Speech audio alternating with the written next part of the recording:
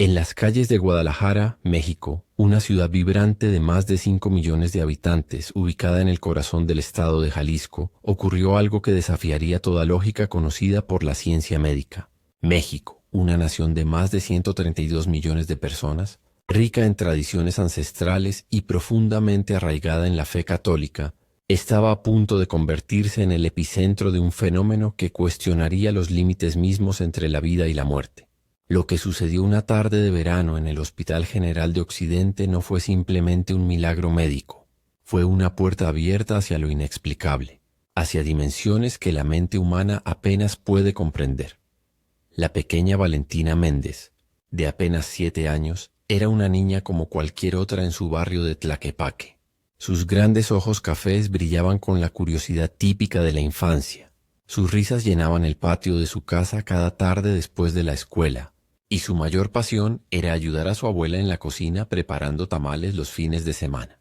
Nadie en su familia, ni en sus sueños más aterradores, hubiera imaginado que el 15 de agosto de 2024, el destino de Valentina cambiaría para siempre de una manera que helaría la sangre de médicos, científicos y teólogos por igual. Ese día comenzó como cualquier otro. Valentina había desayunado huevos con frijoles, se había despedido de su madre Patricia con un beso en la mejilla y había salido a jugar con sus primos en el parque cercano a su casa. El sol brillaba intensamente sobre Guadalajara, alcanzando los 32 grados centígrados típicos del verano mexicano. Los niños corrían, gritaban, reían, ajenos a que en cuestión de minutos lo imposible estaba por manifestarse. Fue durante un juego de escondidas cuando Valentina tropezó.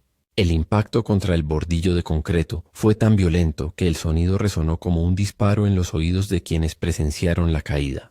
Su primo mayor, Daniel, de 14 años, fue el primero en llegar hasta ella. Lo que vio lo dejó paralizado. Valentina yacía inmóvil. Un hilo de sangre escurría desde su sien y sus labios comenzaban a tornarse azules. El pánico se apoderó del parque en segundos. ¿Puede alguien realmente regresar de la muerte con conocimientos imposibles? Te pido un favor. Si te gustó este video, suscríbete al canal. Me motiva a compartir más historias. Y si puedes, compártelo. No te imaginas cuánto ayuda. Los paramédicos llegaron en menos de 8 minutos, pero para Patricia Méndez, la madre de Valentina, cada segundo fue una eternidad. Cuando la ambulancia atravesó las congestionadas calles de Guadalajara con las sirenas aullando, dentro del vehículo se libraba una batalla por la vida de la pequeña. El paramédico jefe, Ricardo Salazar, con 15 años de experiencia en emergencias, realizaba compresiones torácicas con una precisión mecánica, pero su rostro reflejaba algo que raramente mostraba: miedo. No tenemos pulso, gritó uno de los asistentes mientras revisaba los signos vitales. El monitor cardíaco emitía ese sonido plano y continuo que todo profesional de la salud teme, la línea recta de la muerte. Valentina había sufrido un traumatismo cráneoencefálico severo y su corazón se había detenido. El reloj marcaba las 16:47 horas cuando fue declarada en paro cardíaco. En el Hospital General de Occidente, el equipo de emergencias ya esperaba. La doctora Mónica Reyes, cardióloga pediátrica con especialización en trauma, tomó el control de la situación con la autoridad de quien ha visto lo peor que la medicina puede ofrecer. Las maniobras de reanimación continuaron sin cesar. Compresiones, desfibrilaciones, adrenalina. Todo el arsenal médico moderno fue desplegado para traer de vuelta a esa niña de 7 años. Pero Valentina no regresaba. Los minutos pasaban como siglos. 3 minutos sin pulso, 5 minutos, 7 minutos. El protocolo médico establece que después de cierto tiempo, las posibilidades de recuperación sin daño cerebral se reducen drásticamente. A los 10 minutos, la mayoría de los médicos habrían considerado continuar como un ejercicio fútil. La doctora Reyes, sin embargo, tenía algo que la medicina por sí sola no puede explicar: intuición. Una vez más, ordenó a su equipo, ignorando las miradas escépticas. Las paletas del desfibrilador se colocaron sobre el pequeño pecho de Valentina por 7ª vez. «Despejen», gritó la doctora. La descarga eléctrica sacudió el cuerpo inerte de la niña, y entonces lo imposible sucedió. El monitor emitió un pitido, luego otro y otro, un ritmo irregular, débil pero presente. «Tenemos pulso», exclamó uno de los residentes con la voz quebrada por la emoción. Habían pasado exactamente 10 minutos y 40 segundos desde que el corazón de Valentina se detuvo. 10 minutos en los que, según la ciencia médica, su cerebro había estado privado de oxígeno. 10 minutos en los que estuvo técnicamente muerta. Pero ¿dónde había estado Valentina durante esos 10 minutos? Mucha gente me ha preguntado cómo pueden apoyar el canal. Solo haz clic en muchas gracias. Además de contribuir, tu comentario se destacará como muestra de agradecimiento. Valentina permaneció en coma inducido durante 3 días. Los médicos realizaron resonancias magnéticas, tomografías, electroencefalogramas, todos los estudios neurológicos disponibles. Para su asombro, no había daño cerebral significativo. Era como si esos 10 minutos de muerte clínica nunca hubieran ocurrido. Pero algo había cambiado en Valentina. Algo que nadie podía ver en los estudios médicos. Algo que se manifestaría de una manera que conmocionaría al mundo. Cuando finalmente abrió los ojos el 18 de agosto, su madre Patricia estaba junto a ella, sosteniendo su pequeña mano con la desesperación de quien casi pierde lo más preciado. Las primeras palabras de Valentina, sin embargo, no fueron mamá ni agua como los médicos esperaban. Lo que salió de sus labios fue una serie de sonidos guturales, profundos, en una cadencia que ninguno de los presentes reconoció. ¿Qué está diciendo?, preguntó Patricia con los ojos llenos de lágrimas de confusión. La enfermera intercambió miradas preocupadas con la doctora Reyes. ¿Sería daño neurológico después de todo? ¿Algún tipo de afasia? Pero Valentina no parecía confundida. Hablaba con claridad, con propósito, en una lengua que sonaba antigua, misteriosa, imposible. Durante las siguientes horas, Valentina continuó hablando en ese idioma desconocido. No era español, ni inglés, ni ninguna de las lenguas modernas que el personal del hospital pudiera identificar. Había algo en los sonidos, en la estructura de las palabras, que evocaba una antigüedad profunda, como si fueran ecos de un tiempo olvidado por la historia. La doctora Reyes, desconcertada pero fascinada, decidió contactar al doctor Armando Villalobos, profesor de Lingüística Histórica de la Universidad de Guadalajara.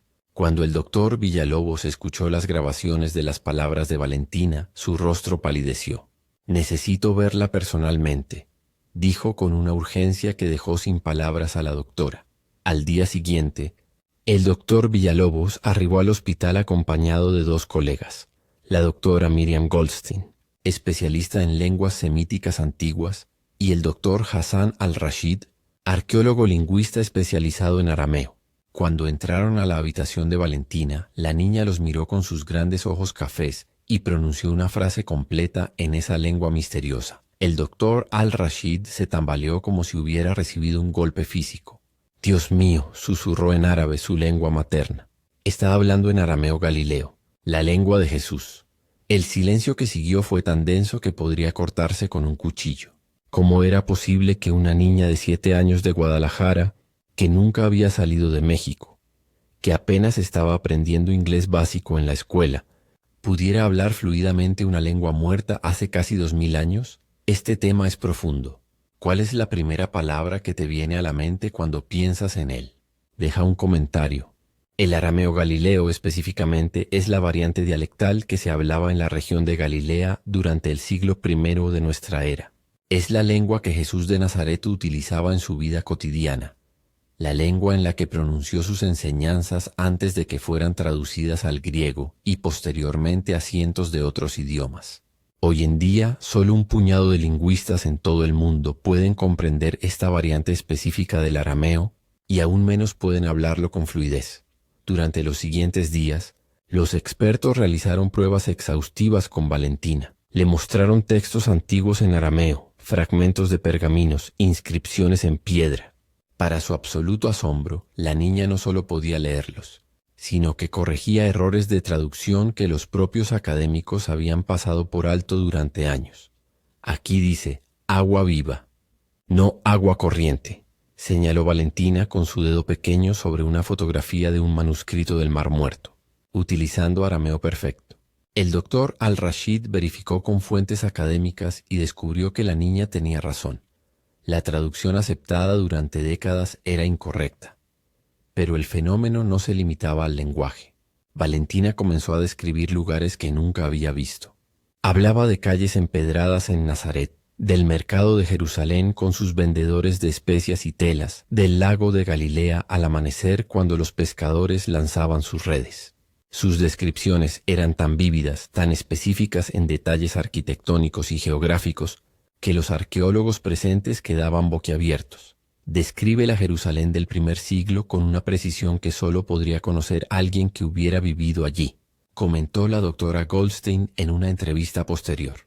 Menciona estructuras que solo fueron descubiertas en excavaciones recientes, edificios cuya existencia se confirmó apenas hace una década. El caso de Valentina comenzó a atraer atención internacional. Investigadores de la Universidad de Virginia, donde funciona la División de Estudios Perceptuales, que documenta casos de memoria de vidas pasadas en niños, solicitaron permiso para estudiar el caso.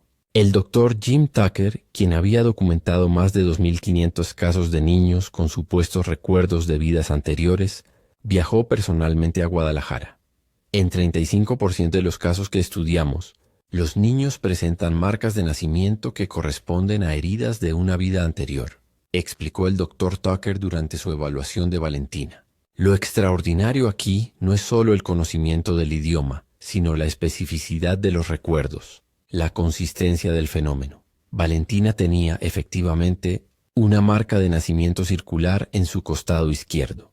Cuando los investigadores le preguntaron sobre ella, la niña, hablando en arameo que luego fue traducido, dijo: «Es donde la lanza entró. Dolió mucho, pero ya no importa. ¿Qué experimentó realmente durante esos 10 minutos de muerte clínica? ¿Te puedo pedir un favor? Si te gustó este video, suscríbete al canal. Me motiva a compartir más historias. Y si puedes, compártelo. No te imaginas cuánto ayuda». La explicación científica más aceptada para los fenómenos de experiencias cercanas a la muerte sugiere que durante paradas cardíacas el cerebro puede mantener cierta actividad eléctrica. Estudios recientes de la Universidad de Nueva York demostraron que hasta 40% de los pacientes que sobreviven a paradas cardíacas reportan algún nivel de conciencia durante el evento.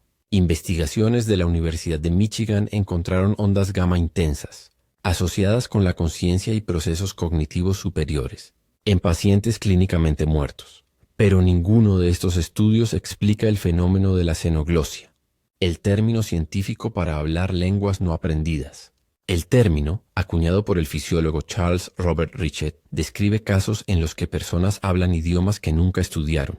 A pesar de numerosos reportes a lo largo de la historia, la ciencia oficial no reconoce ningún caso de xenoglosia verdadera comprobado bajo condiciones controladas. Sin embargo, el caso de Valentina Méndez presentaba elementos que desafiaban incluso a los escépticos más férreos. No se trataba de frases sueltas o palabras aleatorias. La niña podía mantener conversaciones complejas, explicar conceptos abstractos, incluso hacer juegos de palabras en arameo antiguo. «Me mostró algo hermoso», dijo Valentina un día, hablando por primera vez en español después de semanas de comunicarse solo en arameo. Un hombre con luz a su alrededor. Me dijo que no era mi momento, que debía regresar.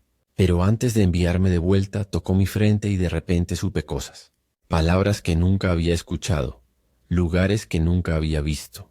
Era como recordar algo que había olvidado. Patricia, su madre, había permanecido junto a ella durante todo el proceso, documentando cada momento, protegiendo a su hija del circo mediático que inevitablemente surgió. «No sé qué le pasó a mi niña durante esos 10 minutos», confesó en una entrevista exclusiva para el periódico El Informador. Pero regresó diferente, no solo por el idioma. Hay una sabiduría en sus ojos que no debería estar ahí, una paz que asusta por lo profunda. Los teólogos católicos de Guadalajara solicitaron reunirse con Valentina. El arzobispo José Luis García, junto con varios sacerdotes especializados en fenómenos místicos, pasaron horas conversando con la niña. Lo que escucharon los dejó profundamente conmovidos. Habla del amor de Dios con una comprensión que ni siquiera seminaristas con años de estudio poseen, comentó el padre Miguel Ángel Soto, quien estuvo presente durante las entrevistas. Usa metáforas y parábolas en arameo que son claramente de origen palestino del primer siglo. Es como si hubiera estado allí, como si hubiera escuchado estas enseñanzas directamente de la fuente. 6 meses después del incidente, Valentina fue invitada a participar en un simposio internacional sobre conciencia y experiencias cercanas a la muerte en la Ciudad de México. Frente a una audiencia de más de 500 científicos, médicos y académicos de 30 países, la niña de 7 años dio un testimonio que dejó a muchos con lágrimas en los ojos, hablando en español, pero intercalando frases en arameo que eran traducidas simultáneamente. Valentina describió su experiencia. No había oscuridad, había más luz de la que pueden imaginar. Y en esa luz había amor. No el amor que conocemos aquí, sino algo más grande, más completo. Era como estar en casa después de un viaje muy largo. Continuó. El hombre de luz no usó palabras como las que usamos nosotros, pero de alguna manera yo entendía todo. Me mostró que el tiempo no es como pensamos. Me mostró que las lenguas no son barreras cuando los espíritus se comunican. Y me dijo que debía compartir un mensaje, que no debemos tener miedo, que cuando llegue nuestro momento real de partir, esa luz nos estará esperando. Cuando le preguntaron por qué hablaba arameo específicamente, Valentina respondió con una simplicidad que desarmó a los escépticos, porque esa es la lengua del amor que me fue mostrado. Es la lengua en la que las verdades más importantes fueron dichas por primera vez. Y cuando regresé, esas palabras estaban en mí, como si siempre hubieran estado ahí esperando despertar. El doctor Sam Parnia, cardiólogo de la Universidad de Nueva York y principal investigador mundial en experiencias cercanas a la muerte, estudió el caso de Valentina exhaustivamente. Podemos explicar las ondas cerebrales, los picos de actividad en la zona temporoparietal, incluso las sensaciones de paz y luz, pero no podemos explicar el conocimiento lingüístico específico de una lengua muerta. Este caso desafía nuestros modelos actuales de conciencia y memoria. ¿Es la reencarnación una realidad o hay otra explicación que aún no comprendemos? Este tema es profundo. ¿Cuál es la primera palabra que te viene a la mente cuando piensas en él? Deja un comentario. Pero el caso de Valentina no es único, aunque sí es extraordinario en su especificidad. En todo el mundo han sido documentados casos similares de niños que hablan lenguas que nunca aprendieron. En Alemania, un niño de 2 años comenzó a hablar sánscrito védico, una lengua de hace más de 3000 años.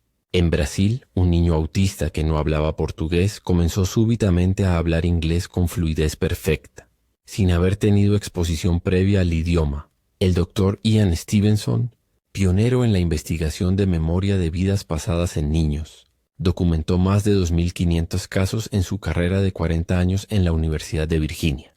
Sus estudios mostraron que aproximadamente 35% de los niños con recuerdos de vidas anteriores presentaban marcas de nacimiento o defectos congénitos que correspondían con heridas, descritas en sus supuestas vidas pasadas. Estos casos comparten patrones consistentes, explicó el Dr. Tucker, quien continuó el trabajo de Stevenson. Los niños típicamente comienzan a hablar de vidas pasadas alrededor de los 2 o 3 años, y los recuerdos se desvanecen entre los 6 y 7 años. Valentina es única porque su fenómeno se activó después de una experiencia cercana a la muerte, no de manera espontánea durante el desarrollo temprano. En México, un país donde 78% de la población profesa el catolicismo y donde las tradiciones indígenas mantienen vivas creencias en la continuidad del espíritu, el caso de Valentina resonó profundamente. Para muchos era la confirmación de lo que siempre habían creído, que la muerte no es el final, sino una transición. Sin embargo, también generó controversia. Escépticos argumentaban que se trataba de un caso de fraude elaborado, que la familia buscaba atención o beneficio económico. Psicólogos sugerían que podría ser un caso de trastorno disociativo activado por el trauma del accidente. Pero todas estas teorías se desmoronaban ante las evidencias. Los lingüistas confirmaban que Valentina no solo hablaba arameo, sino que lo hacía con un acento y modismos específicos de Galilea del siglo I. Ningún curso, ningún libro, ningún recurso moderno podría enseñar esos detalles. Además, la familia Méndez había rechazado todas las ofertas monetarias por entrevistas exclusivas, apariciones en televisión o libros. No queremos dinero, afirmó Patricia con dignidad. Solo queremos que la gente sepa que hay más en este mundo de lo que vemos, que la fe no es ciega, que hay misterios hermosos esperando ser comprendidos. A medida que Valentina crecía, el fenómeno del arameo comenzó gradualmente a desvanecerse, como predecían los estudios sobre memoria de vidas pasadas en niños. A los 8 años podía hablar la lengua antigua solo con esfuerzo consciente. A los 9 recordaba las palabras, pero no podía formar oraciones complejas. Era como si una puerta que se había abierto durante esos 10 minutos de muerte clínica se estuviera cerrando lentamente. Pero algo permanecía. Valentina conservaba una comprensión profunda de conceptos espirituales que sorprendía a todos los que hablaban con ella. Hablaba del perdón, del amor incondicional, de la interconexión de todas las cosas con una sabiduría que trascendía su edad. Cuando estuve del otro lado, explicaba Valentina a los 11 años, ya hablando principalmente en español con solo ocasionales palabras en arameo, vi que todos estamos conectados, que las cosas que nos separan aquí, el idioma, la religión, el color de piel, no significan nada allá. Lo único que importa es cuánto amor llevamos en nuestro corazón. Eso es lo que vi. Eso es lo que aprendí en esos 10 minutos que cambiaron mi vida para siempre. El Hospital General de Occidente, donde Valentina fue resucitada, ahora tiene una placa conmemorativa en la sala de emergencias. No menciona el milagro del arameo ni los fenómenos inexplicables. Simplemente dice, aquí la vida venció a la muerte el 15 de agosto de 2024. La doctora Mónica Reyes, quien lideró los esfuerzos de reanimación, nunca habla públicamente del caso con los medios. Pero en conferencias médicas, cuando le preguntan sobre el caso más extraordinario de su carrera, sus ojos se llenan de lágrimas.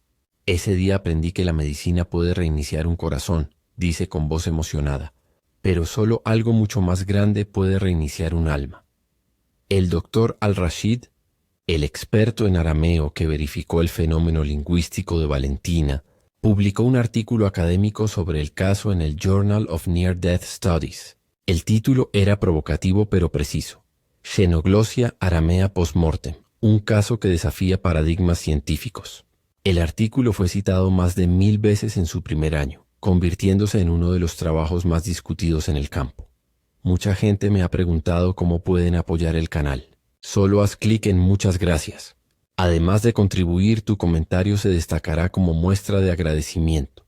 Pero más allá de los papers académicos, más allá de las conferencias internacionales y los debates teológicos, el verdadero impacto del caso de Valentina Méndez se sintió en las vidas individuales de quienes conocieron su historia.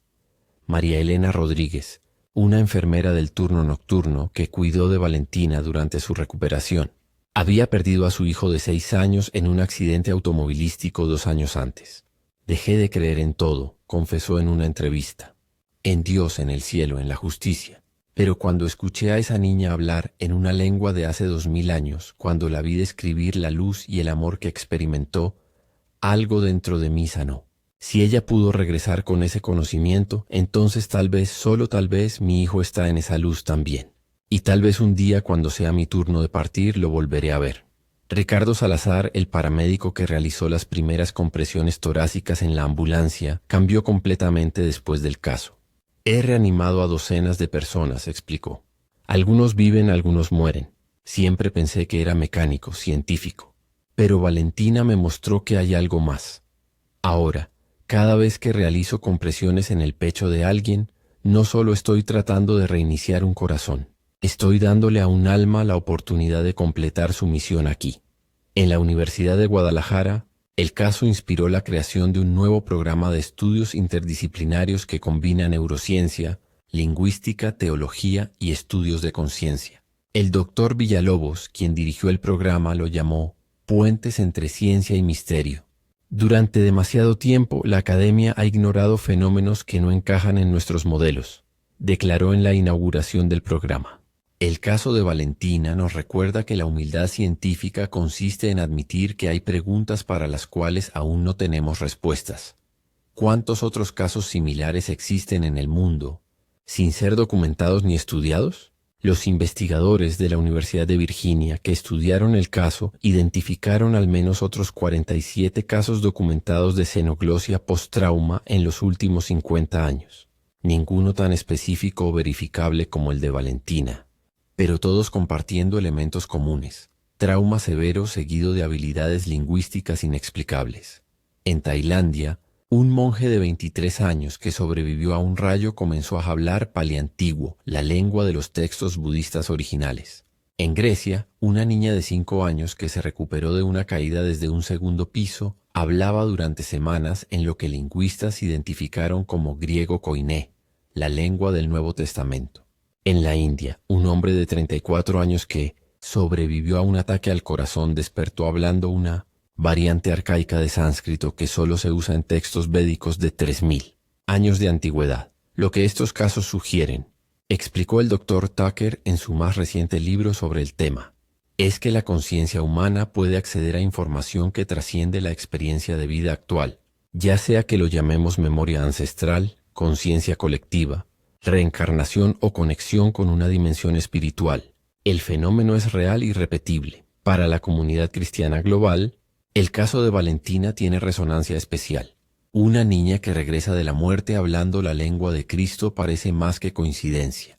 Es como si se nos estuviera recordando que el mensaje original, las palabras exactas pronunciadas por Jesús en las calles de Galilea, aún tienen poder, que esas verdades trascienden el tiempo y la muerte. El Vaticano, aunque cauteloso en su respuesta oficial, envió discretamente a 2 investigadores de la Congregación para las Causas de los Santos a estudiar el caso. No se declaró ningún milagro oficial, pero el informe privado concluyó que el fenómeno no puede ser explicado por medios naturales conocidos y merece consideración seria dentro del contexto de estudios sobre fenómenos místicos. Hoy, Valentina Méndez tiene 12 años. Vive una vida relativamente normal en Guadalajara. Asiste a la escuela secundaria, juega fútbol con sus amigas, escucha música pop en español.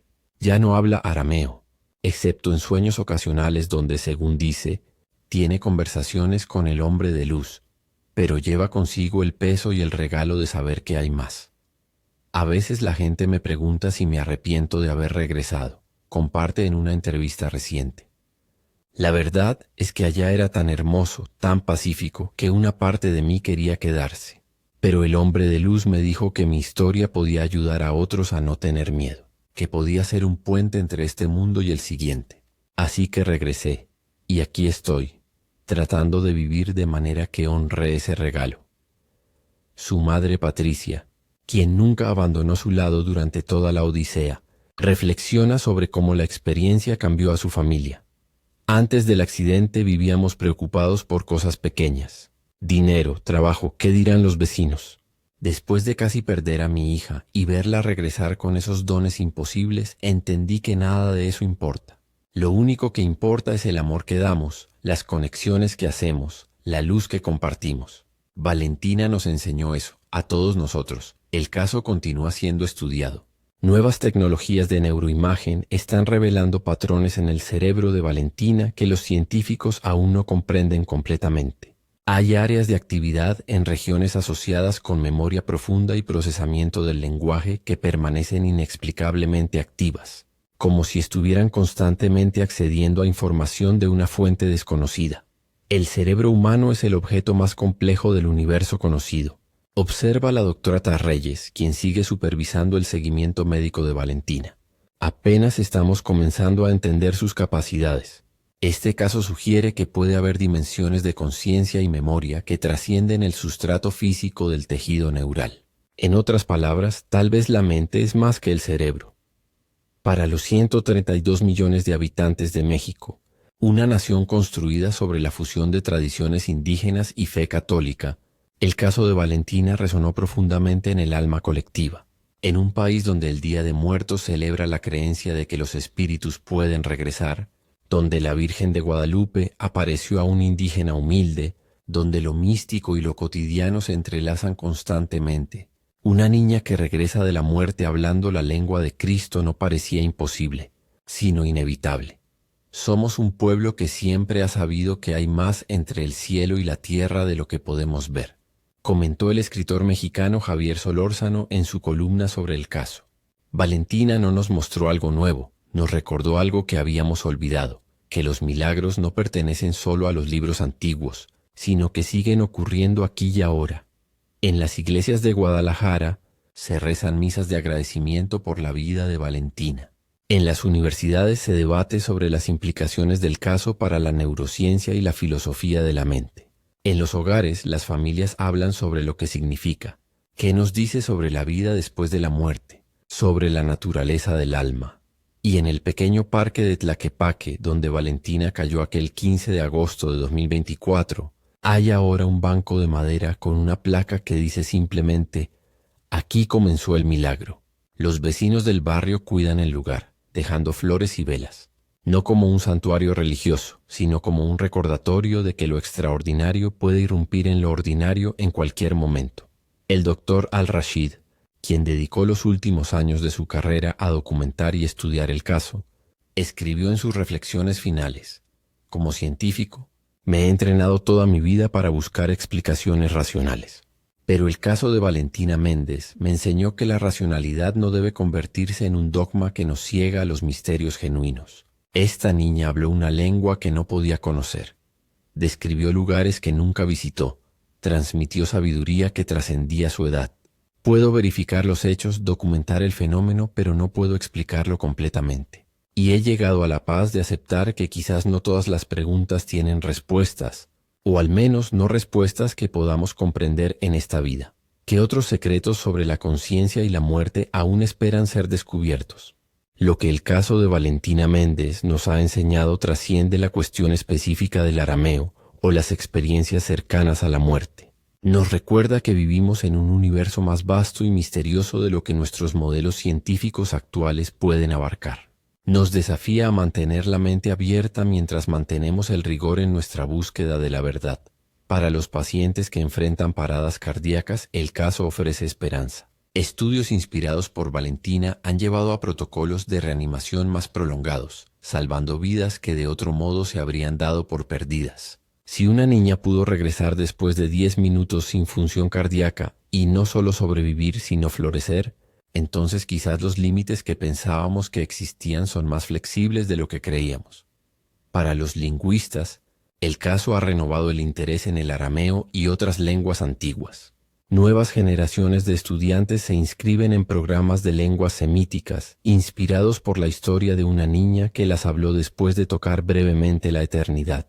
El idioma de Jesús, que lentamente se extinguía en los últimos pueblos de Siria que aún lo hablaban, ha encontrado nuevo vigor académico y cultural. Para los teólogos, el caso representa un desafío y una confirmación. Desafía porque no encaja fácilmente en ninguna doctrina específica sobre la muerte, el cielo o la reencarnación. Confirma porque sugiere que las realidades espirituales sobre las que las religiones han enseñado durante milenios pueden tener bases más sólidas de lo que los escépticos admiten. Y para el resto de nosotros, para los millones que hemos escuchado la historia de Valentina a través de documentales, artículos, conversaciones susurradas, el caso nos regala algo precioso: la posibilidad de que la muerte no sea el final. La sugerencia de que cuando nuestros corazones dejen de latir por última vez, no nos encontraremos con la oscuridad y el vacío, sino con luz y amor. La esperanza de que volveremos a ver a aquellos que hemos perdido. La certeza de que nuestras vidas tienen significado más allá de los pocos años que pasamos en este planeta. Valentina Méndez, una niña de Guadalajara que murió por 10 minutos y regresó hablando la lengua de Jesús, no nos dio respuestas definitivas. Nos dio algo mejor. Preguntas que valen la pena hacer. Misterios que vale la pena explorar. Esperanza que vale la pena sostener. Mientras ella continúa su vida, yendo a la escuela, creciendo, soñando con su futuro, el mundo que tocó brevemente nunca será el mismo. En conferencias médicas y seminarios teológicos, en laboratorios de neurociencia y aulas de lingüística, en conversaciones de sobremesa y reflexiones nocturnas, su historia continúa resonando porque al final todos nos preguntamos qué hay más allá. Todos queremos saber si la muerte es un punto final o una coma en la gran historia de nuestra existencia. Y aunque la ciencia aún no puede responder definitivamente, el caso de Valentina Méndez susurra una verdad que nuestros corazones reconocen. Hay más, mucho más de lo que podemos ver. Y tal vez, solo tal vez, cuando llegue nuestro momento de cruzar ese umbral, nosotros también descubriremos que la muerte no es un final, sino un regreso al hogar que nunca supimos que habíamos dejado. Un hogar donde todas las lenguas se entienden, donde todos los misterios se revelan, donde la luz que Valentina describió nos espera con los brazos abiertos. Ese es el regalo que una niña mexicana de 7 años nos dio. No certeza absoluta, sino esperanza fundamentada en lo imposible que se hizo real. Y en un mundo a menudo oscuro y confuso, esa esperanza puede ser el milagro más grande de todos.